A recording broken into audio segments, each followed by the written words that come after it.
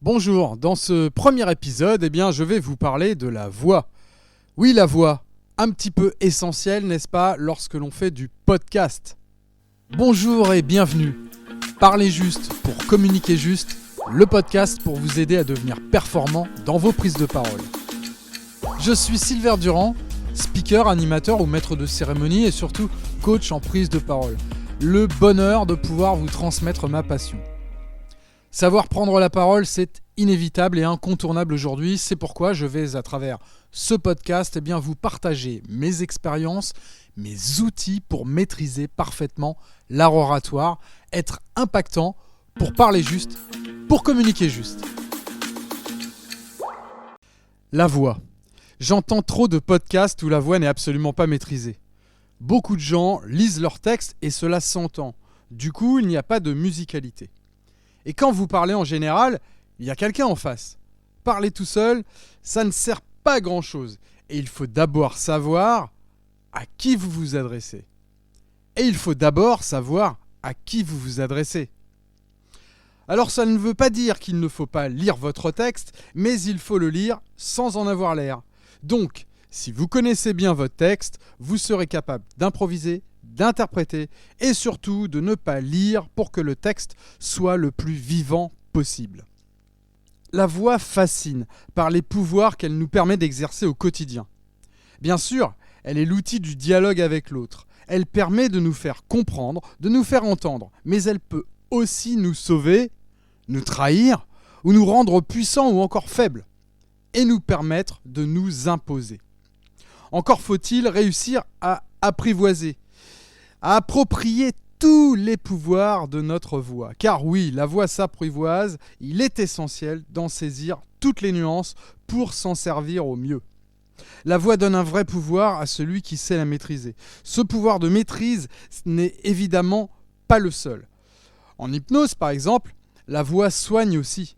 En effet, l'hypnotiseur parvient, grâce à sa voix, à accéder à notre inconscient. Il faut réussir à s'approprier sa voix. Aujourd'hui, on court tout le temps. On ne prend pas le temps de se poser et surtout, on n'apprend plus à se connaître. Car connaître sa voix, c'est forcément se connaître soi-même. Alors la voix, aiguë, grave, sensuelle, monotone, ample ou ténue, limpide ou encore voilée, claire ou rauque, notre voix reflète notre personnalité et notre rapport au monde. La voix ne trompe pas. Elle est comme le visage et raconte absolument tout de nous, depuis nos émotions ponctuelles jusqu'à notre personnalité la plus profonde. Oui, la voix est unique. C'est la nôtre et pour la vie. Elle fait partie de la personnalité de chacun autant qu'elle la révèle. Car notre voix n'est autre que du souffle transformé en son. L'origine de notre voix est anatomique, physiologique et même génétique. Peut-être vous n'aimez pas votre voix. Je vous rassure, ça n'est pas grave. Vous savez quoi ? Je vous fais une confidence, moi je n'aime pas ma voix non plus. Elle n'est pas une fatalité et peut se modifier quelque peu pour s'améliorer et surtout devenir un instrument absolument efficace d'affirmation de soi. À une seule condition. Apprendre à la gérer, la travailler pour mieux trouver sa voix, son style et se faire entendre. Le corps est notre instrument. Il est modulable en fonction de notre posture, de notre ancrage et notre voix s'en trouve donc modifiée. Ne restez pas bloqué sur votre voix car c'est la vôtre. Elle fait partie de votre authenticité. Alors faites-vous entendre et puis donnez de la voix. Beaucoup de personnes ne sont pas en accord avec leur propre voix. Ils ne l'aiment pas ou bien ils rêvent d'avoir une autre voix. Mais pourquoi ? Bien souvent, on ne reconnaît pas sa propre voix. Quand on parle, l'individu qui est en train de parler entend sa voix, comme tout le monde, par le canal aérien. Oui, la voix sort de votre bouche. Elle revient jusqu'aux oreilles, mais on entend aussi chacune des vibrations internes. Et en fait, ces vibrations-là, nous sommes les seuls à les entendre. Ces résonances internes ont tendance à rajouter des graves dans la sonorité de notre voix. Oui, la voix enregistrée que nous entendons toute considération technique mise à part, est forcément différente de notre voix que nous entendons, nous. Nous avons l'impression d'entendre une autre personne. Et pourtant, c'est celle qu'entendent les gens à qui nous parlons. Pour eux, bien c'est notre voix. Nous sommes tous, chacun seul, à entendre notre voix telle qu'on l'entend. Tous les gens autour de nous entendent notre voix comme nous, on l'entend sur un enregistrement. Alors aux gens qui disent « Je n'aime pas ma voix sur un enregistrement », j'ai envie de leur dire « C'est dommage parce que c'est celle que tout le monde va entendre ». Savoir poser correctement sa voix. Prendre conscience de votre voix, c'est d'abord l'accepter. C'est votre identité vocale avec ses qualités vocales naturelles. Connaître sa voix en la ressentant physiquement. On ne peut pas modifier la tessiture de la voix, phénomène physique lié à l'air qui passe entre les cordes vocales. Vous pouvez capter l'attention et convaincre grâce à votre voix. Tout d'abord en articulant. Vous devez appuyer les consonnes pour être mieux compris et surtout renforcer les convictions. Appuyez sur certaines voyelles pour renforcer le côté émotionnel. Exemple, regarde cette veste. Elle est trop belle. Ou encore, rendez-le-moi, c'est le mien. On appuie sur le C et sur le M. Il s'agit ensuite d'aborder votre voix comme un instrument de musique, en jouant sur le rythme. Pour donner du tempo, le rythme dynamise le discours. Savoir gérer le rythme, mais aussi les pauses, les silences, dynamise la parole et valorise un mot, une phrase, une idée clé. Le volume, la modulation pour adapter l'intensité de sa voix en fonction du nombre de personnes présentes et de la configuration de la salle.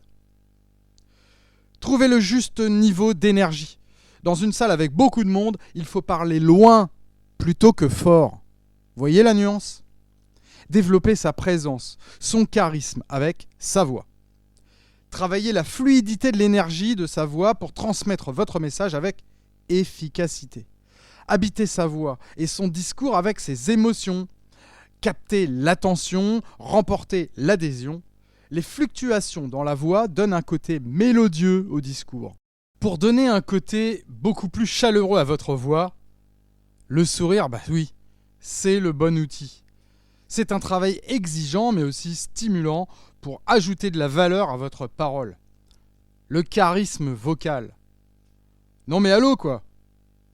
Tu n'as pas de style, alors tu n'as pas de charisme. Il y a une grosse différence entre avoir un style et avoir du style.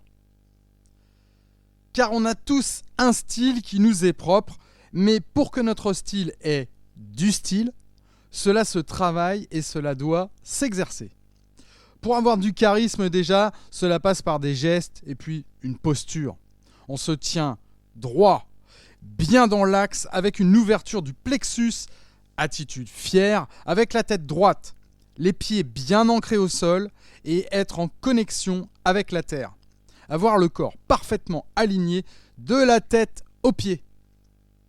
Avoir des gestes d'ouverture vers le public, toujours les paumes des mains ouvertes pour ouvrir le thorax. Ce qui vous donne de l'assurance. Vous avez une posture fière, vous êtes solide. Le regard doit être franc, toujours avec la recherche d'une fierté intérieure. La voix assurée, c'est une voix ni trop haute, ni trop perchée, ni trop gentille, et une voix sobre et posée. En prenant ainsi toutes ces attitudes, vous allez entrer dans une situation de prise de pouvoir et d'autorité. C'est donc cela, le charisme vocal. Vous dégagez une force tranquille. Je vais terminer avec le ton de la voix, qui se qualifie de grave ou d'aigu. Sachez que l'on ne peut pas modifier la tessiture de la voix, c'est un phénomène physique lié à l'air qui passe entre vos cordes vocales. Mais on peut rendre la voix plus ou moins énergique, monter ou baisser le volume.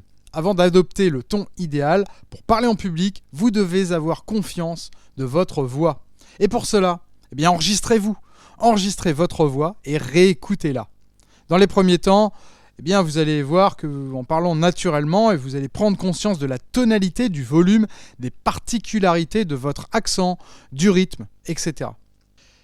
Les fluctuations dans la voix donnent un côté mélodieux au discours. Pour donner un côté plus chaleureux à votre voix, le sourire, c'est le bon outil.